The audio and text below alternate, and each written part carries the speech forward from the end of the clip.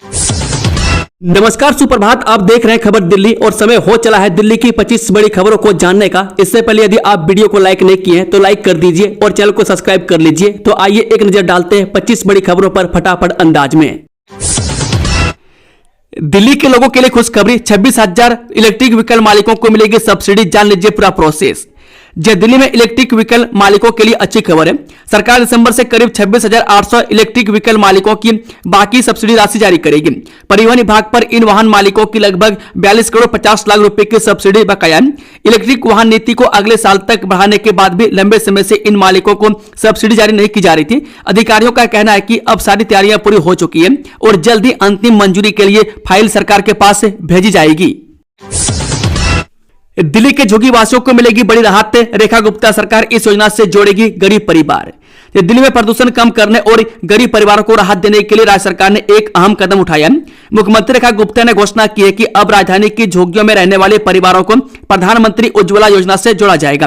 जानकारी के अनुसार इस फैसले के तहत उन परिवारों को मुफ्त एलपीजी गैस कनेक्शन दिए जाएंगे जो अब तक लकड़ी, कोयला या मिट्टी के तेल से खाना बनाते हैं। अगले हफ्ते से द्वारका एक्सप्रेसवे पर फ्री यात्रा की सुविधा खत्म। NHAI बिजवासन प्लाजा पर शुरू करेगा टोल वसूली। द्वारका एक्सप्रेसवे से यात्रा करने वाले लोगों की जेब पर बोझ बढ़ने वाला है। दरअसल NHAI अगले हफ्ते से बिजवासन प्लाजा पर टोल लेना शुरू करने वाला है। NHAI ने इस 30 किलोमीटर लंबे मार्ग पर टोल लेने के लिए फॉर्मूले अपनाया है। फॉर्मूले के अनुसार जिन लोगों के पास लोकल मंथली पास या अपने निजी वाहनों के लिए फास्टैग एनुअल पास नहीं है, उनके लिए वन साइड ट्रिप के लिए लगभग 220 रुपये और वापसी के लिए 330 रुपये टोल रखा गया। सड़क परिवहन और राजमार्ग मंत्री ने मंगलवार को द्वारका एक्सप्रेसवे पर बिजवासन प्लाजा और दिल्ली गुड़गांव एक्सप्रेसवे पर खिड़की दौला पर टोल देने वाले वाहनों के लिए नोटिफिकेशन जारी की। दिल्ली में ट्रांसजेंडरों को मिलेगी फ्री बस यात्रा। रेखा सरकार कर रही तैयारी, जाने पूरा प्लान। दिल्ली सरकार जल्द ही ट्रांसजेंडर समुदाय को बड़ी खुशखबरी देने वाली है। अब दिल्ली की सभी सरकारी बसों में ट्रांसजेंडर व्यक्ति मुफ्त यात्रा कर सकेंगे। दिल्ली सरकार द्वारा यह कदम राजधानी में समावेशी यात्रा को बढ़ावा देने के लिए उठाया जा रहा है। इस योजना के तहत दिल्ली परिवहन निगम और क्लस्टर की 5,000 से अधिक बसें शामिल होंगी। दिल्ली में जल्द दौड़ेंगी सहकारी टैक्सियां। अगले महीने से यात्रा हो सकती है सस्ती और सुरक्षित। राजधानी में निजी कंपनियों की टैक्सी सेवाओं को टक्कर देने के लिए दिल्ली सरकार सहकारी टैक्सी सेवा शुरू करने जा रही है। केंद्र के सहयोग से शुरू होने वाली यह पहल न केवल यात्रियों के लिए सस्ती होगी बल्कि टैक्सी चालकों के लिए भी बिना कमीशन की कमाई का नया अवसर बनेगी।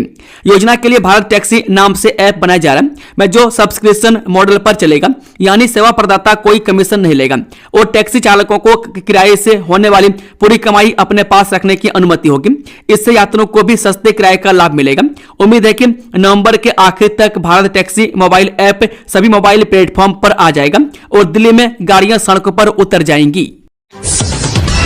बहादुरगढ़ में 36 लाख से 3,000 आवारा कुत्तों का होगा बंध्याकरण। नगर परिषद ने जारी किया वर्क ऑर्डर। बहादुरगढ़ नगर परिषद ने शहर में आवारा कुत्तों की बढ़ती आबादी को नियंत्रित करने के लिए 36 लाख रुपए की लागत से 3,000 कुत्तों का बंध्याकरण करने का निर्णय लिया। परिषद ने इसके लिए वर्क ऑर्डर जारी कर दिया। इस अभियान का उद्देश्य आवारा कुत्तों की संख्या को कम करना है जिससे राहगीरों को होने वाली परेशानी और हमलों से बचाया जा सके। चेयरपर्सन सरोज राठी ने बताया कि शहर में आवारा कुत्तों से लोगों को परेशानी हो रही थी और कुत्तों के काटने के केस लगातार सामने आते रहे। ऐसे में अब इस मुहिम के जरिए कुत्तों की संख्या को नियंत्रित किया जाएगा। यह पूरी प्रक्रिया मानवीय और वैज्ञानिक तरीके से पूरी की जाए। इसकी निगरानी नगर परिषद द्वारा की जाएगी। प्रत्येक कुत्ते का बंध्याकरण 1189 रुपए की दर से किया जाएगा। फरीदाबाद में चार्जिंग स्टेशन लगाने का प्रोजेक्ट फ्यूज। अब स्मार्ट पार्किंग में ही तलाशे जाएंगे विकल्प।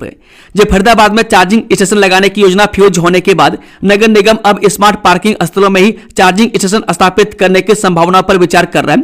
पहले 16 स्थानों पर चार्जिंग स्टेशन बनाने का प्रस्ताव था, लेकिन तकनीकी कारणों से यह योजना आगे नहीं बढ़ पाई।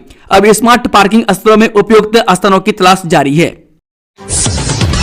गुरुग्राम में सरचार्ज माफी योजना दिखी बेअसर। 400 करोड़ बकाया पर नहीं चला निगम का करंट। गुरुग्राम में बिजली निगम की सरचार्ज माफी योजना उम्मीद के मुताबिक सफल नहीं रही।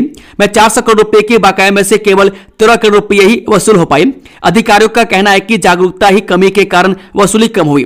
निगम ने अब सख्त कार्रवाई करने की चेतावनी दी है क्योंकि डिफॉल्टिंग राशि बढ़ने से वित्तीय स्थिति पर दबाव बढ़ रहा है। अब नहीं करनी पड़ेगी लंबी पैदल यात्रा। न्यू अशोक नगर में खुला नव भारत मेट्रो स्टेशन को जोड़ने वाला फुट ओवर ब्रिज। जो न्यू अशोक नगर में नव भारत और मेट्रो स्टेशन को जोड़ने वाला फुट ओवर ब्रिज खुल गया। इससे यात्रियों को अब लंबी पैदल यात्रा नहीं करनी पड़ेगी। यह पुल यात्रियों के लिए सुरक्षित और सुविधाजनक होगा, जिससे समय की बचत होगी और दुर्घटनाओं का खतरा भी कम होगा। बता दें कि न्यू अशोक नगर में नव भारत स्टेशन को मेट्रो स्टेशन से जोड़ने वाला फुट ओवर ब्रिज अनौपचारिक रूप से यात्रियों के लिए खुल गया। यात्री 90 मीटर के इस फुट ओवर ब्रिज से एक से दूसरे रेलवे स्टेशन के बीच पैदल जा रहे हैं। इसके खुलने से यात्रियों को करीब 210 मीटर कम चलना पड़ रहा है। दिल्ली नगर निगम बना रहा है फूड कार्ड योजना। हर वार्ड में मिलेंगे रोजगार के अवसर, क्या होगा खास? जी हां, दिल्ली नगर निगम हर वार्ड में 5 मिनी फूड कार्ड लगाने की योजना बना रहा है, जिससे स्थानीय लोगों को रोजगार मिलेगा और तैयार भोजन आसानी से उपलब्ध होगा। बता दें कि फूड वैन को एक स्थान पर केवल 15 मिनट रुकने की अनुमति होगी और वे केवल अपने वार्ड में ही काम कर सकेंगे। एमसीडी स्वच्छता का विशेष ध्यान रखेगा और फूड कार्ड केवल आवासीय क्षेत्रों में ही लगाए जाएंगे। स्वरोजगार और घर के पास भोजन उपलब्ध कराने की दिशा में दिल्ली नगर निगम की एक बड़ी पहल अब पूरी दिल्ली में लागू होगी। प्रत्येक वार्ड में अधिकतम 5 मिनी फूड कार्ट चलेंगे। तैयार भोजन और अन्य वस्तुओं की बिक्री की अनुमति होगी। दिल्ली चिड़ियाघर में फिर लौटी रौनक, दर्शकों की उमड़ी भीड़। जी हां, दिल्ली चिड़ियाघर 2 महीने बाद फिर से खुल गया। पहले दिन ही 8000 से ज्यादा दर्शक पहुंचे, जिनमें स्कूली बच्चे भी शामिल थे। नई इंस्टा टिकट बुकिंग सेवा शुरू की गई, जिससे प्रवेश आसान हो गया। वह बर्ड फ्लू के कारण चिड़ियाघर बंद था, लेकिन अब सभी रिपोर्ट नेगेटिव आने के बाद इसे फिर से खोला गया। पर्यटकों ने चिड़ियाघर के खुलने पर खुशी जताई है। बता दें कि खुलने के पहले दिन चिड़ियाघर की नई इंस्टा टिकट बुकिंग सेवा ने सबसे ज्यादा ध्यान आकर्षित किया। यह सुविधा आज लॉन्च की गई और ऑनलाइन टिकटिंग के एक अतिरिक्त विकल्प के रूप में उपलब्ध है। आगंतुक प्रवेश द्वार पर लगे QR कोड को स्कैन करके कुछ ही सेकंड में टिकट खरीद सकते हैं। चिड़ियाघर प्रबंधन के अनुसार यह प्रणाली भीड़ को नियंत्रित करने, समय बचाने और प्रवेश को आसान बनाने के लिए विकसित की गई थी। पहले दिन बड़ी संख्या में आगंतुकों ने इसका इस्तेमाल किया और इस सुविधा से संतुष्ट थे। टेंडर आउट, वर्क सून। डीटीसी दिल्ली में कर रही इलेक्ट्रिक व्हीकल चार्जिंग नेटवर्क का विस्तार। जे दिल्ली परिवहन निगम अपने इलेक्ट्रिक वाहन चार्जिंग इंफ्रास्ट्रक्चर को मजबूत करने के लिए 9 डिपो में चार्जिंग स्टेशन स्थापित कर रहा है। इस परियोजना पर लगभग 31 करोड़ की लागत आएगी। इस पहल का उद्देश्य दिल्ली सरकार की सार्वजनिक परिवहन को पूरी तरह से इलेक्ट्रिक करने की योजना का समर्थन करना है। 2026 तक 8000 इलेक्ट्रिक बसें जोड़ने का लक्ष्य है, जिसके लिए चार्जिंग सुविधाओं का विस्तार आवश्यक है। बता दें कि परिवहन विभाग के अनुसार डीटीसी ने निम्नलिखित डिपो पर चार्जिंग बुनियादी ढांचा स्थापित करना शुरू कर दिया। रोहिणी सेक्टर 37, केशवपुर, नांगलोई, कालकाजी, सुखदेव विहार, नंदनगरी, गाजीपुर और हसनपुर। इन डिपो पर चार्जिंग बुनियादी ढांचे की अनुमानित लागत 31 करोड़ से अधिक है। दिल्ली के इन इलाकों में डीडीए बेच रहा घर, पहले ही दिन बुक हुए 1000 फ्लैट। दिल्ली विकास प्राधिकरण ने जन साधारण आवास योजना का दूसरा चरण शुरू किया। पहले दिन ही रोहिणी, रामगढ़ कॉलोनी और शिवाजी मार्ग के सभी फ्लैट बुक हो गए। शुरुआती 24 घंटों में 1000 से अधिक फ्लैट बुक हुए। उपराज्यपाल ने योजना की प्रगति पर संतोष जताया और डीडीए के प्रयासों की सराहना की। पहले चरण में 1200 फ्लैट उपलब्ध कराए गए थे, जबकि दूसरे चरण में 1500 फ्लैट उपलब्ध हैं। उपराज्यपाल बीके सक्सेना ने आवास योजना की प्रगति की समीक्षा की। उन्होंने इसके कार्यान्वयन और जनता से मिली सकारात्मक प्रतिक्रिया पर संतोष व्यक्त किया। उन्होंने पूरी प्रक्रिया में पारदर्शिता, पहुंच और दक्षता सुनिश्चित करने के लिए डीडीए के प्रयासों की सराहना की। उन्होंने समाज के सभी वर्गों की आवास आवश्यकताओं को पूरा करने में ऐसी पहलों के महत्व पर प्रकाश डाला। बारापुला एलिवेटेड कॉरिडोर का काम शुरू। मयूर विहार से एम्स तक का हिस्सा होगा सिग्नल मुक्त। जे बारापुला एलिवेटेड कॉरिडोर के तीसरे चरण में बिना मंजूरी काम शुरू करने से 10 साल की देरी हुई। भाजपा सरकार आने के बाद पेड़ों को हटाने की बाधा दूर हुई है और अब 95% काम पूरा हो चुका है। सराय काले खां से मयूर विहार फेज 1 तक कॉरिडोर का निर्माण 2015 में शुरू हुआ था। मयूर विहार से एम्स तक का हिस्सा सिग्नल मुक्त होगा। देरी के कारण लागत 964 करोड़ से बढ़कर 1200 करोड़ हो गई है। हालांकि इसमें 10 साल लग गए। सुप्रीम कोर्ट की समिति की मंजूरी के बाद लोक निर्माण विभाग यानी कि पीडब्ल्यूडी ने प्रक्रिया पूरी की और वन विभाग की अनुमति से परियोजना के इस हिस्से पर काम में बाधा डालने वाले पेड़ों को हटा दिया। इस परियोजना का 95% काम पूरा हो चुका है। पेड़ों को हटाने के बाद अब दोनों 250 मीटर के हिस्से पर काम चल रहा है। देश में नेशनल हाईवे अब बनाएंगे सूरज से बिजली। NHAI दिल्ली में करने जा रहा पायलट प्रोजेक्ट की शुरुआत। जी भारतीय राष्ट्रीय राजमार्ग प्राधिकरण दिल्ली सहारनपुर राष्ट्रीय राजमार्ग पर सौर ऊर्जा संयंत्र स्थापित करने जा रहा है। यह पायलट प्रोजेक्ट 4 मेगावाट का होगा, जिसमें SECI तकनीक सहायता देगा। उत्पन्न बिजली को बेचकर NHAI को आय होगी। सफलता मिलने पर इसे अन्य मार्गों पर भी लागू किया जाएगा। यह परियोजना हरित ऊर्जा को बढ़ावा देने में महत्वपूर्ण कदम है। यह महत्वाकांक्षी पहल राजधानी दिल्ली के हिस्से में दिल्ली सहारनपुर राष्ट्रीय राजमार्ग पर पायलट प्रोजेक्ट के रूप में शुरू की जाएगी। इसमें तकनीकी मदद के लिए NHAI भारतीय सौर ऊर्जा निगम से हाथ करार करेगा। इसमें सफलता मिलने से इस राष्ट्रीय राजमार्ग पर परियोजना को विस्तार देने के साथ देश के अन्य हिस्सों में NHAI इसे लागू करेगा। दिल्ली में फार्मासिस्टों की भर्ती के लिए होगा वॉक इन इंटरव्यू। PM अभियान के तहत शुरू की गई प्रक्रिया। दिल्ली राज्य स्वास्थ्य मिशन ने प्रधानमंत्री आयुष्मान भारत स्वास्थ्य मिशन के तहत फार्मासिस्टों की भर्ती शुरू की है। 220 पदों के लिए 12 से 21 नवंबर 2025 तक वॉक इन इंटरव्यू होंगे। बी फार्मा या डी फार्मा और फार्मेसी परिषद में पंजीकरण अनिवार्य है। चयन 100 अंकों के आधार पर होगा और संविदा पर 32,600 रुपये मासिक मानदेय मिलेगा। कंप्यूटर ज्ञान और सहकारी अनुभव वालों को प्राथमिकता दी जाएगी। फार्मासिस्ट पद के लिए बैचलर इन फार्मेसी या डिप्लोमा इन फार्मेसी यानी कि डी फार्मा योग्यता आवश्यक है और उम्मीदवार का फार्मेसी परिषद में पंजीकृत होना भी आवश्यक है। चयन प्रक्रिया पूरी तरह पारदर्शी रखी गई है।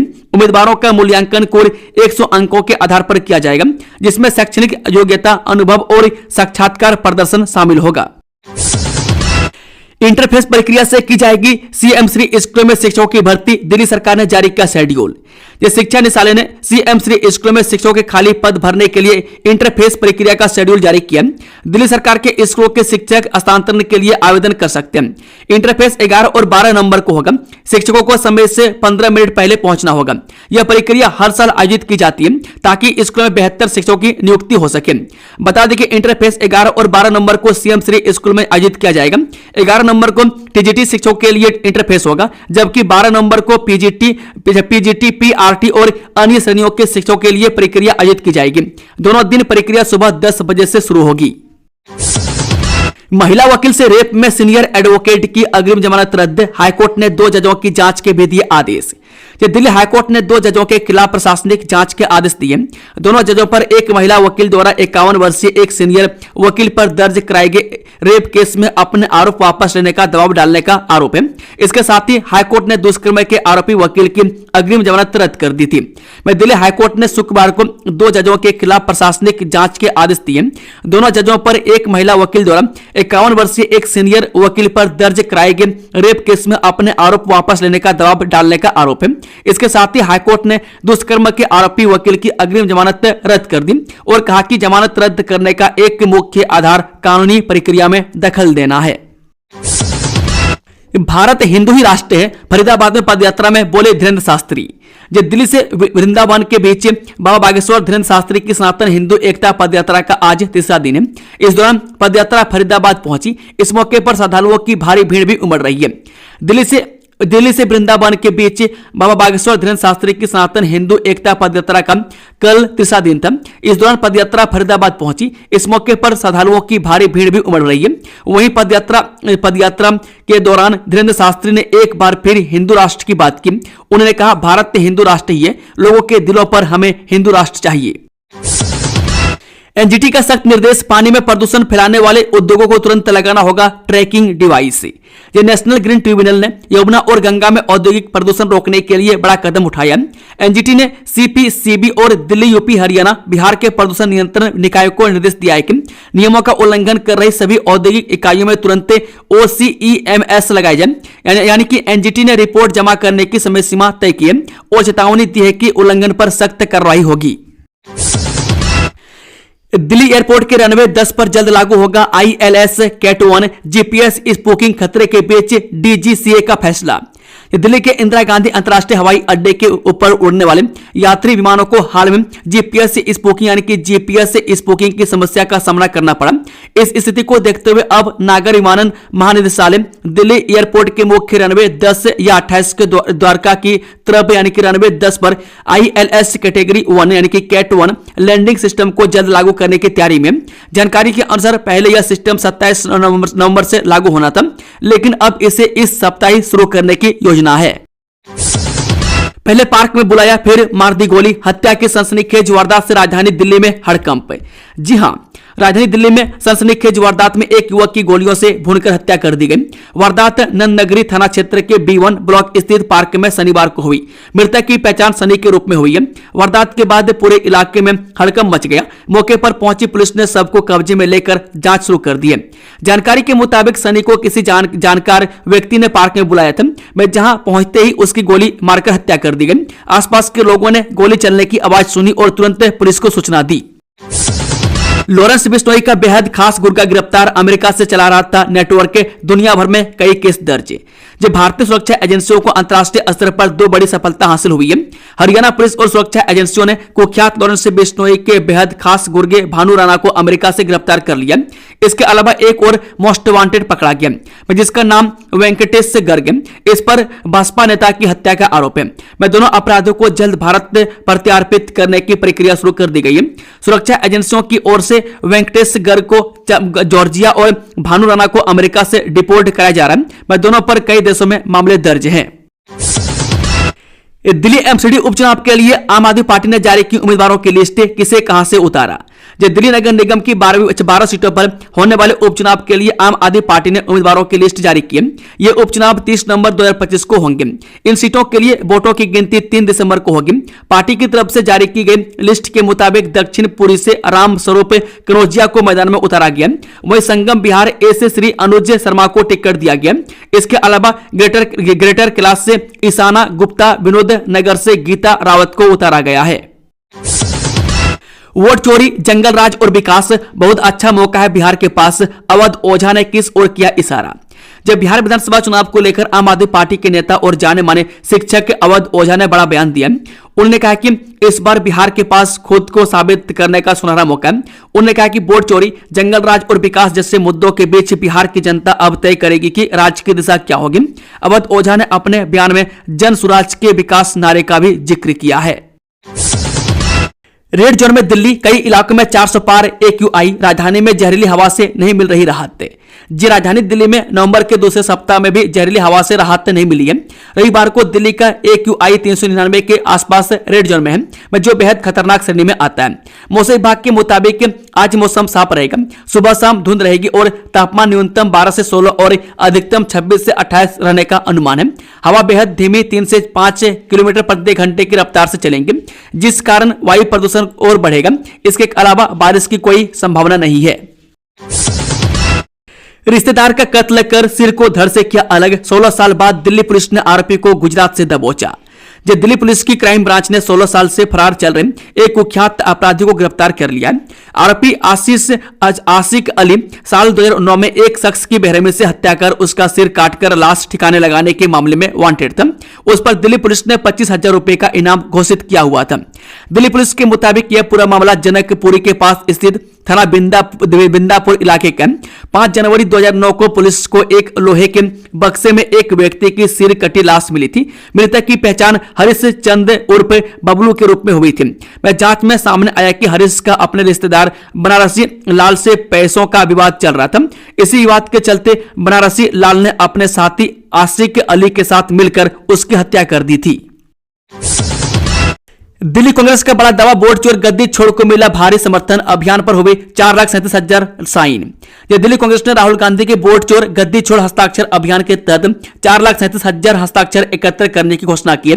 प्रदेश अध्यक्ष देवेंद्र यादव ने शुक्रवार को एक प्रेस कॉन्फ्रेंस में जानकारी दी कि कथित मतदाता सूची अनियमितताओं के विरोध में जुटाए गए इन सभी हस्ताक्षरों को अखिल भारतीय कांग्रेस कमेटी को भेज दिया गया।